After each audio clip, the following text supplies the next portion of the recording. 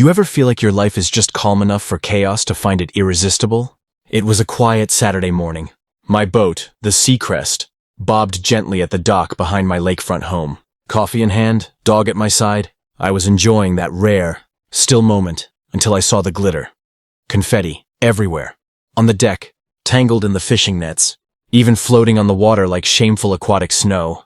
And then I heard it. Laughter from inside my boat. I crept closer. Voices, music, the smell of cheap sangria and department store perfume.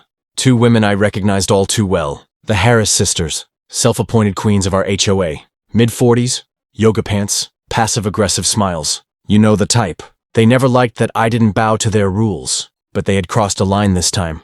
A big one. They were throwing a full-on party on my boat without permission, just because the marina gate was left open. I watched as they popped champagne and giggled like they owned it.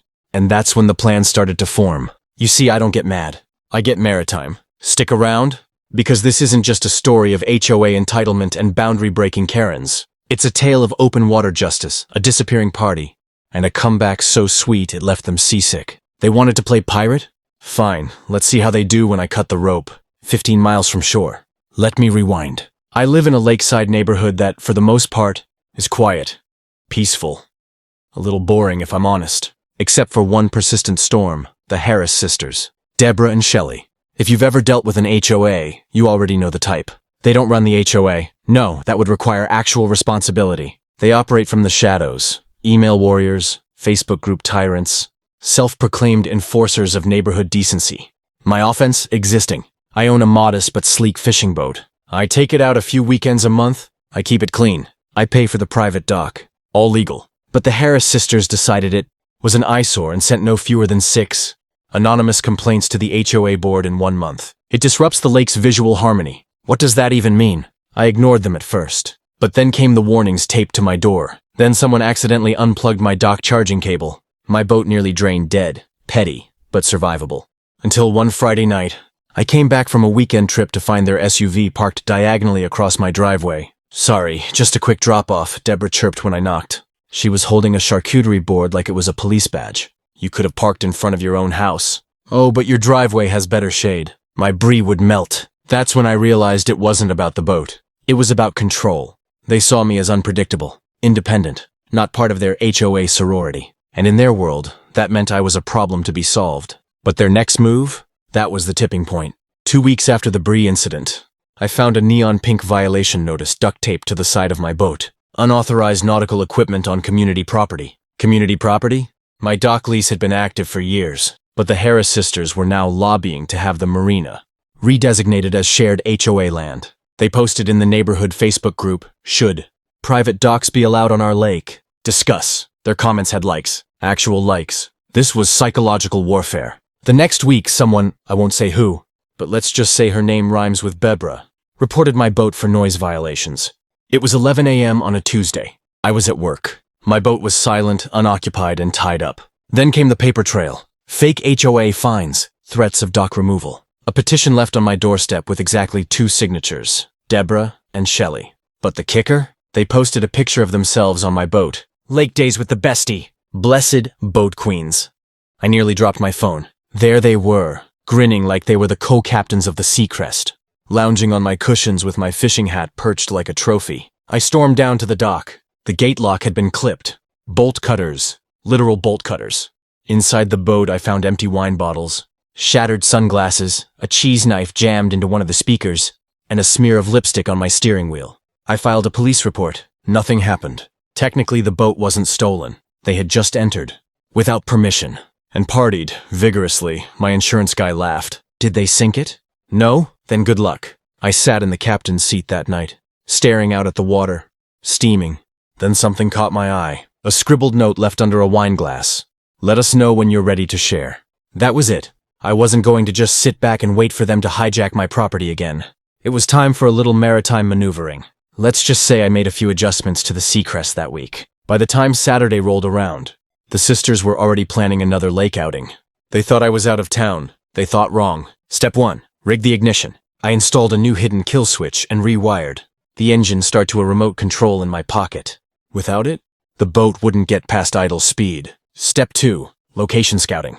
The lake was big, and certain zones had no cell service. One particular cove, nicknamed Dead Zone Bay, was notorious for it. Step 3. Bait the trap. I left the dock gate unlocked. I even made sure the cooler on deck looked freshly stocked. A few decorative towels, a pair of cheap sunglasses. Just enough for the sisters to believe I had left in a rush. Saturday morning, I watched from behind a hedge with a travel mug and binoculars. 8:12 a.m. Deborah and Shelley, dressed like discount influencers, crept onto my dock with beach bags and mimosas in to-go cups. He's definitely out of town, Deborah whispered. Let's take it for a little spin, Shelley giggled. They untied the boat and started the engine. It purred quietly. I clicked the remote in my pocket. Maximum speed, 4 knots. Just enough to coast. I hopped in my kayak and followed from a distance, masked by the early morning mist. They floated, sipped, took selfies, drank more. When they drifted into Dead Zone Bay, I waited. They dropped anchor, or tried to. They didn't realize the rope wasn't attached. They were dead in the water. I approached. "Oh my God, what are you doing here?" Deborah shrieked. I calmly climbed aboard. Thought you could use a captain. Shelley looked nervous.